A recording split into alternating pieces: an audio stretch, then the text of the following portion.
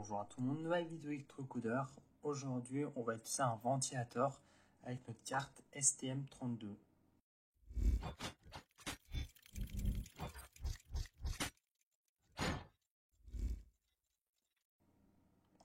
Donc, on avait déjà utilisé les ventilateurs avec notre carte Arduino. Donc, c'est un composant qui est très facile à comprendre. Et aujourd'hui, on va l'utiliser avec notre carte STM32. Donc, il faut savoir que les ventilateurs, donc par exemple le mien, si j'essaie de le rapprocher, on voit que c'est un ventilateur 5 volts et 0,24 ampères. Donc 5 volts, on va être obligé d'utiliser le micro USB de notre carte STM32, sinon ça ne fonctionnera pas pour le faire fonctionner. Et 0,24 volts, c'est suffisant normalement pour les sorties de notre carte STM32.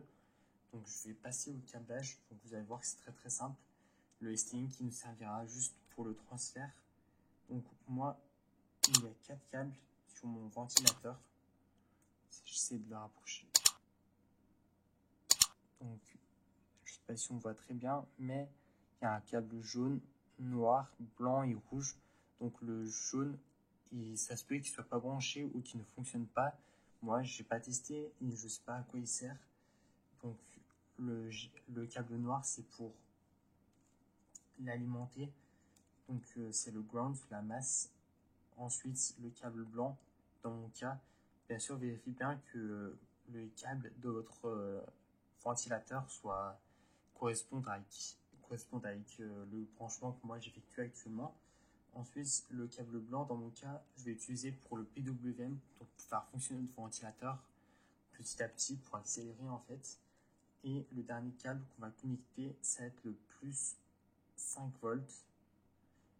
Donc, je vais le connecter au plus 5 volts de ma carte STM32. Donc, vous voyez, le câblage était super simple. Le STM qui est connecté. Donc, maintenant, on va pouvoir passer au programme. Donc, maintenant, on va passer au programme. Et niveau programme, c'est pas très compliqué. Tout d'abord, on va initialiser la variable qui va nous permettre. Moi, là, ici, c'est écrit LED PWM, mais en réalité, on peut mettre autre chose. On peut mettre ventilateur, par exemple. Donc, je vais écrire ventilateur. Parce que je vais réutiliser mon ancien programme pour faire le PWM que j'avais fait, sauf que cette fois-ci je vais modifier. Donc là je vais faire trouver ventilateur et on va faire trouver LED PWM et on va remplacer par ventilateur. Donc on va faire tout remplacer. Donc voilà, on est passé à ventilateur. Donc ensuite on va initialiser ventilateur en sortie. On va d'abord ne pas le faire fonctionner pendant 3 secondes.